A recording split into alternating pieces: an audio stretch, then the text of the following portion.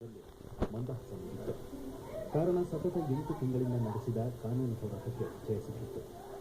Minority ಹೆಸರು ಹೇಳಿದ್ದ ಅನೇಕ ಖಾಸಗಿ ಶಾಲೆಗಳು ಆರ್ಟಿಇ ಅಡಿಯಲ್ಲಿ ಸೀಟ್ ಕೊಡಲು ನಿರಾಕರಿಸಿತ್ತು.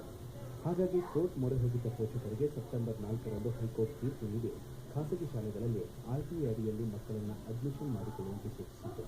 ಜೊತೆಗೆ ಈಗಾಗಲೇ 8 ತಿಂಗಳು ಮಕ್ಕಳು ಶಿಕ್ಷಣದಿಂದ ವಂಚಿತರಾಗಿದ್ದು ಅವರಿಗೆ 3 ತಿಂಗಳು ವಿಶೇಷ ತರಬೇತಿ ಕೊಡಿಸಿ ಅದರ ಖರ್ಚನ್ನು ಶಾಲಾ ಆಡಳಿತ ಮಂಡಳಿಗೆ ಭರಿಸಬೇಕು ಅಂತ ನಿರ್ದೇಶನ ನೀಡಿತ್ತು. ಈ ತೀರ್ಪಿನಿಂದ ಖುಷಿಯಾಗಿದ್ದ ಮಕ್ಕಳು ಪೋಷಕರು ಕೋರ್ಟ್ ಆವರಣದಲ್ಲೇ ಸಂಭ್ರಮ ಆಚರಿಸಿದರು. ಆದರೆ ಅವರಿಗೆ ಖುಷಿಗೆ 2 ದಿನ ಉಳಿದಿಲ್ಲ. ಕೋರ್ಟ್ ತೀರ್ಪಿನ ಮರುದಿನ ಶಾಲೆಗಳಿಗೆ ಅಡ್ಮಿಷನ್ ಮಾಡಿಸಲು ಮುಂದಾದ ಪೋಷಕರಿಗೆ ಕಾರಣವಿಲ್ಲದೆ 2 ದಿನಗಳ ಕಾಲ ಕಾಯಿಸಿ ನಂತರ ಶಾಲಾ ಆಡಳಿತ ಮಂಡಳಿಗಳು ಸುಪ್ರೀಂ ಕೋರ್ಟ್ನಿಂದ ಸ್ಟೇ ಆರ್ಡರ್ ತಂದಿವೆ. ಆರ್ಟಿಇ ಕಾಯ್ದೆ ಅಡಿಯಲ್ಲಿ ಮಕ್ಕಳನ್ನು ಅಡ್ಮಿಷನ್ ಮಾಡಿಕೊಳ್ಳಲು ಮನಸ್ಸಿಲ್ಲದ ಖಾಸಗಿ ಶಾಲೆಗಳ ವಿರುದ್ಧ ಪೋಷಕರು ಆಕ್ರೋಶಗೊಂಡಿದ್ದಾರೆ. ಮಕ್ಕಳಿಗೆ ತುಂಬ ಅನ್ಯಾಯ ಆಗಿದೆ. ಸೊ 150 ಮಕ್ಕಳು ದಯಮಾಡಿ ಇವಾಗಾದರೂ ನಾನು ರಿಕ್ವೆಸ್ಟ್ ಮಾಡ್ತಾ ಇದ್ದೀನಿ, CM ಅವ್ರಿಗೆ ಒಳ್ಳೆ ವಕೀಲರು ಇಟ್ಕೊಂಡು ಸುಪ್ರೀಂ ಕೋರ್ಟಲ್ಲಿ ಜಡ್ಜ್ಮೆಂಟ್ ಬರೋಕ್ಕಂತೂ ದಿನ ಆಗುತ್ತೆ. ಅಟ್ಲೀಸ್ಟ್ ಸ್ಟೇ ರಿಕ್ವೆಸ್ಟ್ ಮಾಡಿಸ್ಬಿಟ್ಟು ಅಡ್ಮಿಷನ್ ಮಾಡಿಸ್ಬಿಡಿ. ನಾವು ಹೋದರೆ ಆಫೀಸಸ್ ಹೋದರೆ ನೋಡ್ತೀವಿ ಮಾಡ್ತೀವಿ ಅನ್ನೋದು ಹೇಳ್ತಾರೆ ಹೊರತು ಮಕ್ಕಳಿಗೆ ಅಡ್ಮಿಷನ್ ಅನ್ನೋದು ಇಲ್ಲ. ಸೊ ತುಂಬ ಬೇಜಾರಾಗ್ಬಿಟ್ಟಿದೆ. ಮಕ್ಕಳೆಲ್ಲ ಸುಮಾರು ಮಕ್ಕಳು ಮನೇಲಿದ್ದಾವೆ.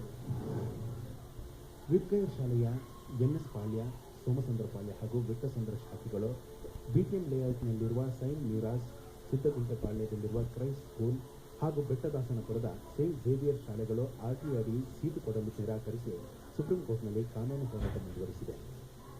ಈ ಮಧ್ಯೆ ಕಳೆದ 8 ತಿಂಗಳಿನಿಂದ ಈ ಮಕ್ಕಳು ಶಾಲೆಯ ಮುಖವನ್ನೇ ನೋಡಿಲ್ಲ.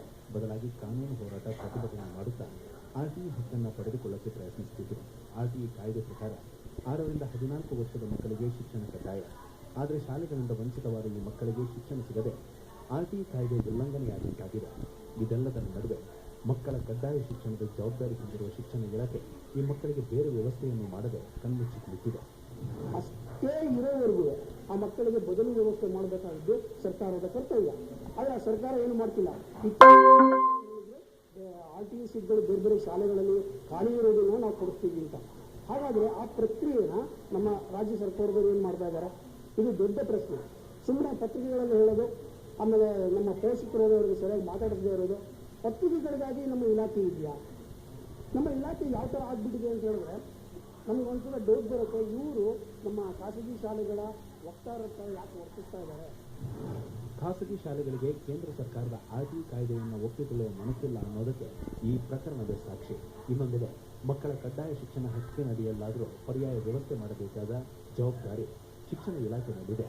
ಆದರೆ ಅಧಿಕಾರಿಗಳು ಮಾತ್ರ ಮೌನ ವಹಿಸಿದ್ದಾರೆ. ಅಮೃತ್ ಪಾಟೀಲ್, TV9 ಬೆಂಗಳೂರು.